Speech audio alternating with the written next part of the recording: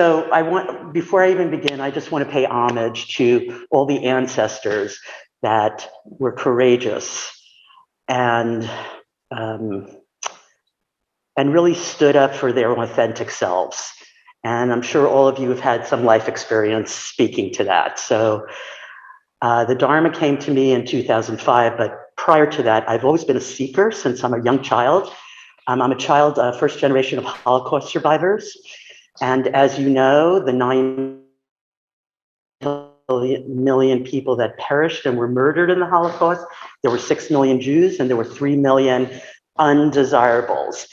And queer community was definitely part of that. I invite you to go to the Auschwitz exhibit, which really features all the marginalized folks. I'm a docent there. And actually today at 1 is, I diverge a little bit, today at 1 is survivors and their families. So I'll be going straight from here, so this is an honor to do this, to there. My mother's turning 100. So I want to speak to the being the seeker. Always, I don't know, I guess it's karma that like placed me in front of different teachers along the way from different communities. I was a truth seeker. I was always interested, maybe as a Scorpio, wanting to know about life and death. I wanted to know what our purposeful and our meaning was. And I knew from my parents' experience that we were given the seed, that we all have the Buddha nature or the qualities of discernment and loving kindness and inspiration to help others. And the seed, just the seed. The first exposure, I would say. So my parents, and my aunts and uncles, many people perished. I'm actually named after my mother's twin sister who died before the war. So I guess that's lucky because there were doctors in the Holocaust that loved to just experiment with twins. So my mother's a twin who's turning 100. So that's exciting, February 10th. And she's here in Kansas and she's doing great. So back to me, was that supported growing up? No, I came out in my 20s. I'm 64. I'm for those that know me, I'm a big visceral love where my life experience took me. It was always the seed of, my parents survived. They modeled that life is worth living. So coming to Buddhism, 2005, I actually took refuge with the Venerable Lama Norla Rinpoche and Akaju Thupten Choling, who's no longer with us. But prior to that, Nichiren Shoshu Buddhism, I was interested in my Jewish faith and how, and the Jew and the Lotus was very pivotal to me, that the Dalai Lama had interviewed survivors and say, what is your secret, basically. So what I've come to at this stage, and I'm still growing and learning, is that we're all equipped. I'm equipped. We have our good and bad days. We concretize them. And the Dharma has been so special to me because I had the opportunity to go on pilgrimages. I witnessed the model of non-dualistic thinking. And I was like, I'm the kind of person that's curious and I want to learn that.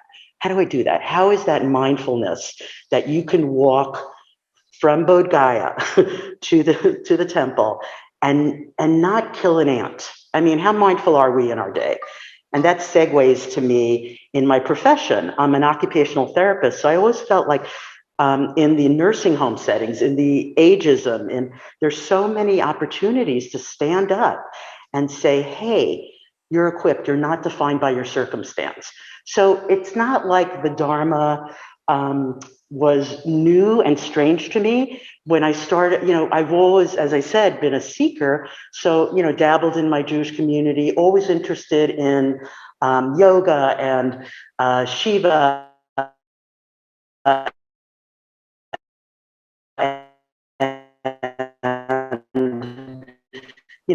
Had those teachers early on. Ends up, queer pastor and very vocal about it. So I just want to invite you to all be authentic. Let's take a deep breath. I needed to. Let's take a deep breath and just settle into our authenticity, whatever that is, whatever that way expresses for you. Because you know what? Then then if we're just ourselves, whatever that is. I mean, yes, last week we had the wonderful eloquence of Circe talking about her experience and how no self and self. But let's take a minute of our qualities, our discernment, our abilities to have space around whatever life throws us, whatever rises in our mind stream. And I have to say, I have such gratitude and homage to all the ancestors in the Buddhist tradition, in the Jewish tradition, in every temple of worship, in the survivors, in the queer community that perished and survived, the ones that survived the Holocaust. To be different is just is a view of I and other. We all want the same things. We want to be heard. We want to be seen. We want to be loved. We want to give love. We want to feel like we've made an impact. Love trumps everything.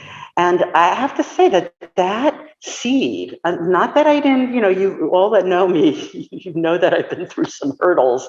But I have to say that and I want to say that it was more of a not acceptance, but an anchoring of my experience to say, hey, this is who I am.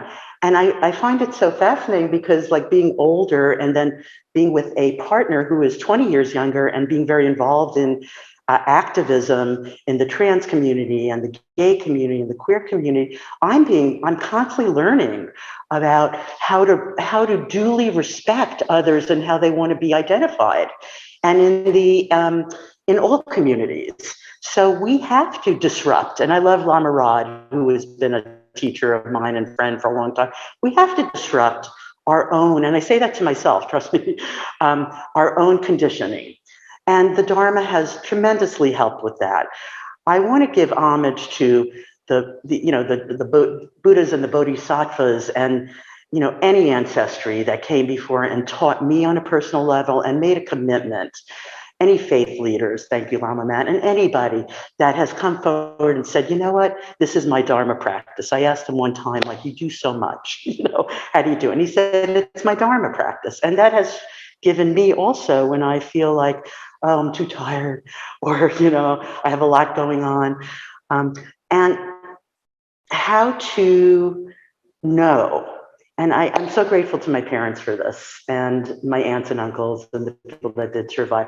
How to know that seed in us, that there's possibility, that crisis equals opportunity for all those who've studied psychology or been in an analysis or therapy, that there is this seed. And I want to reflect on my brother for a minute, who's no longer with us. He was a beautiful writer.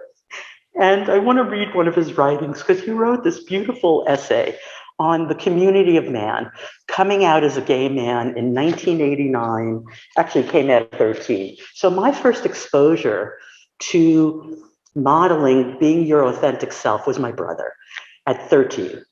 And I came out around 20. And then I was with a partner for 38 years. And then when the Supreme Court passed gay marriage, then we married. But we were just living our lives. We have many, I guess I don't ever want to feel like I'm just in a gay community I always felt like, let's learn from each other. Let's love each other. Let's just see where we're all interconnected.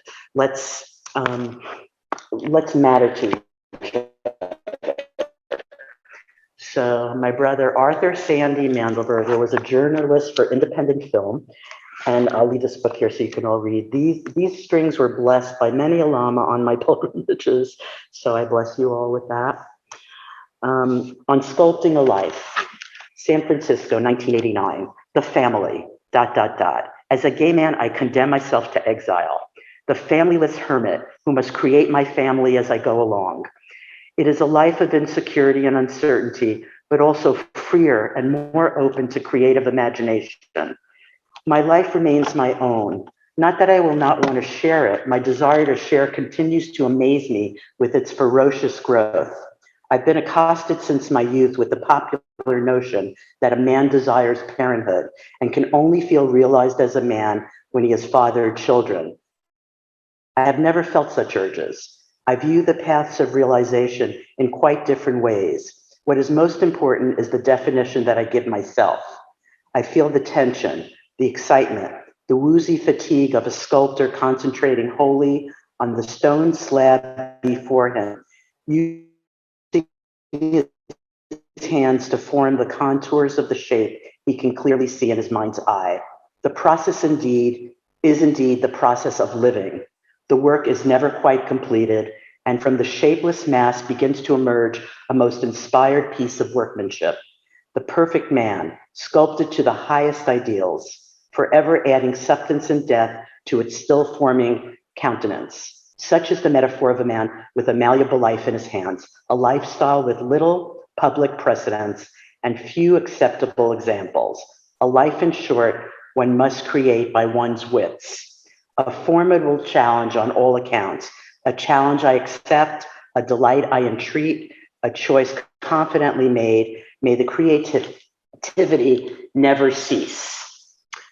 And this book is filled with on death, on the magic pill. My brother died on writing.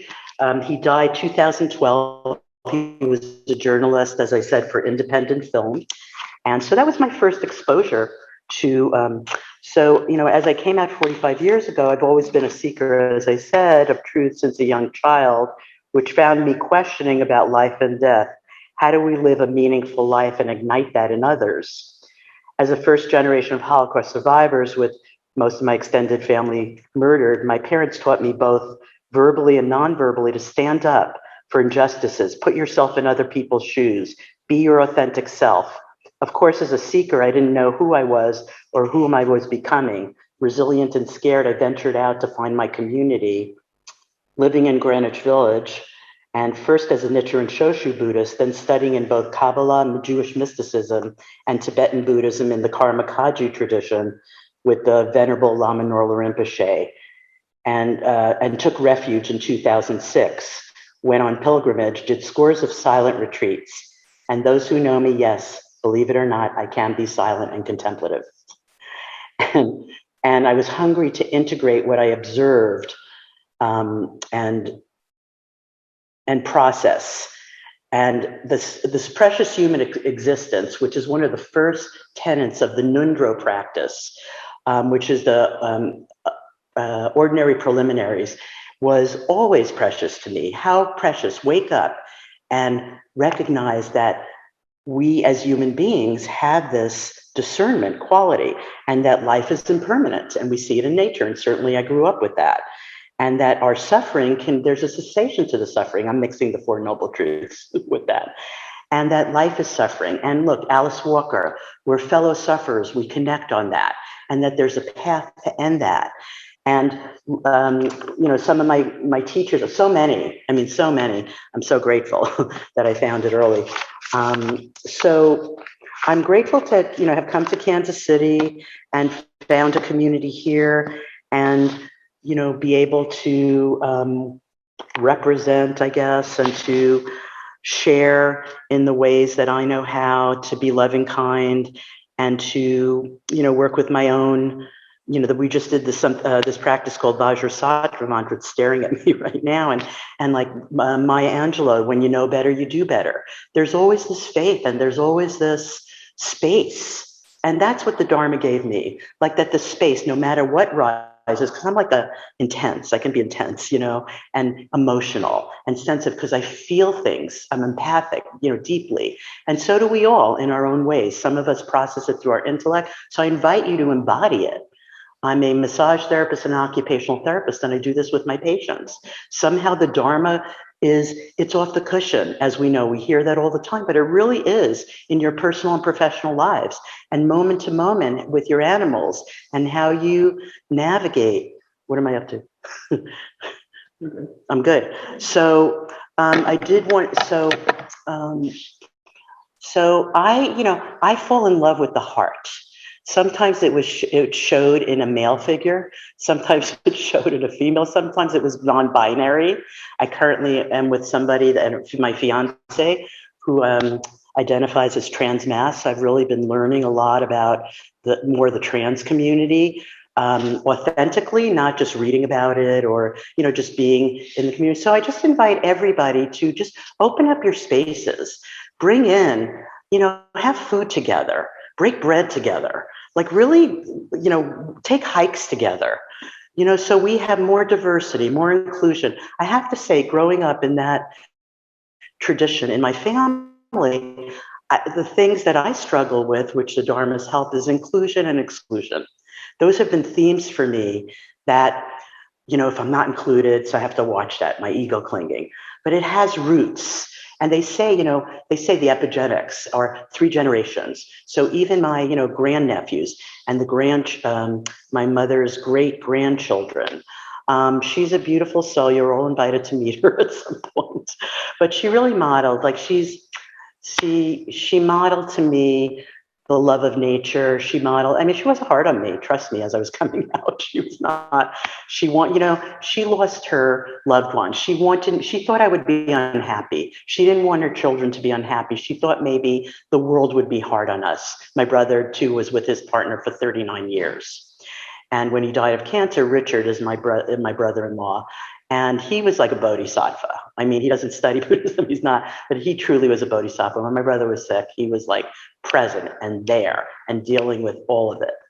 And I remember when my brother was passing, like he just dropped into the space of, because he studied Thai Buddhism, and he just dropped into the space of, here we go, we're going on the ride. And he had gone to the Kala Chakra in DC. I invited him. So he had an interest in, especially when you're dealing with truly life and death, not just like theoretical, right? When you're actually at that space. So it showed me not to be afraid. And the Dharma has anchored that, that it's another step. Certainly my family showed me that, the courage and resilience. And why I landed on the Dharma, I felt like it just resonated too. It wasn't so far off. Like, I don't see it so much as a religion for me. I see it as a lifestyle. I don't know. It embodies everything. I will see a gas station opening with its grand opening flags, and I see Dharma flags. It's just in me. It lives in me. The Dharma lives in me. I don't know how to describe it. I wish I could just go here, if you want it, to there. And my first relationship was with someone also that came out very young, so modeled to me again how to be authentic.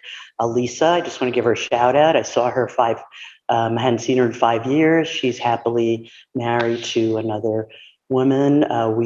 We split with love. You're 20 and then you're 60. I mean, a lot of life happens. So we weren't banner people so much, like going out. We did go to gay pride. We did do those things too, but mostly it was just authentically living our life. We worked together. People knew we were a couple, so they had questions sometimes. And it was like, sometimes I don't want to be sometimes I want to, it's pride, right? So I want to be around a community of gay people. Like, I like the vibe. So we did that, last week we did that. But I also like to be in people that have a consciousness about knowing that we're workable, we're changed. Those are the people that I attract in my life as deep, loving friends.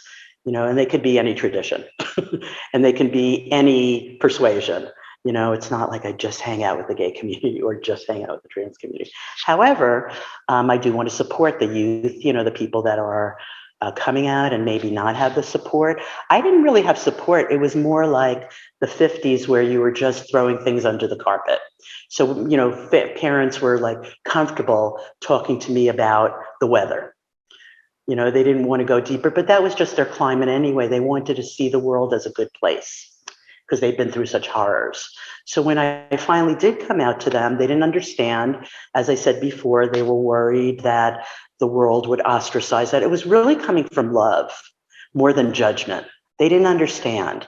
And I remember one experience, and I'll wrap it up with this, that when Lisa and I married, whenever the Supreme Court passed that, I was showing a picture to my family and my extended family, and they were like, "Who's that?" And I said, "That's my loving partner." And my family, and I'm not going to say who they are because they're mover and shakers in Kansas City. They did not understand. They weren't harmful because they're very intellectual. So it was like, "Oh yes, yes, yes, we're philanthropic. We do things," but honestly, they felt a little exclusive. And it's interesting. I'm always interested in how this is a big question for me, and the Dharma keeps giving me some information about how the oppressed can often oppress others.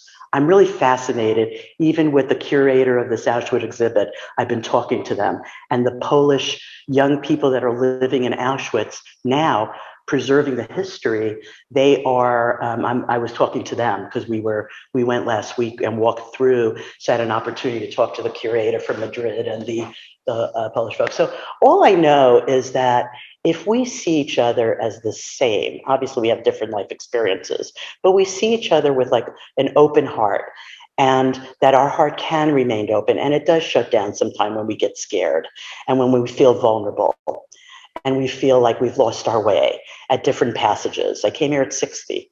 I was like divorced at 60. I'm in the Midwest. I came from New York. It was quite a awakening. And then I found the Rime Center. So I knew that there was community that I could connect with. Not so much the individuals, because everybody, we're all human till I got, but the teachings. The teachings are steadfast. When my brother was passing, Rod called me and he said, "Don't forget your studies. Don't forget your teachings." Like reminders when you're engulfed in the emotion of loss, change. When I've lost jobs, when I've loss. And when my brother was, this is a great story. When my brother was wheeled in to one of his surgeries, and he had like 10% chance to live. And Richard he did put a mask on at the time. This is before masks. And his honey said, "Nice, hat." He put the surgical hat on. "Nice hat, honey." Like humor. How humor when he was, we didn't know if he was going to make it at Sloan Kettering. And he said, I'm gonna cry. Why shouldn't I be the 1% that survives? And he didn't have good odds. But that's the seed that we were given. So I try to give that to I just have it. I want to share it. You all have it. Just ripen it. Love on it. Call me if you need to, if you ever need a reminder. I really avail myself. I promise, right? That's who I am in the world. I will never turn someone away, boundaries. But I'm learning. So I'm wrapping it up. I love you all. And I am grateful for the opportunity to talk. So thank you. Keep on keeping on. And here's a picture of me with Taisi Tu Rinpoche which is, it fell out of my book today. So I guess I meant to share that. This was in the Himalayas, and it was mostly with a non-Buddhist group. It was like Indian intelligentsia. And he taught so foundationally, but fundamentally.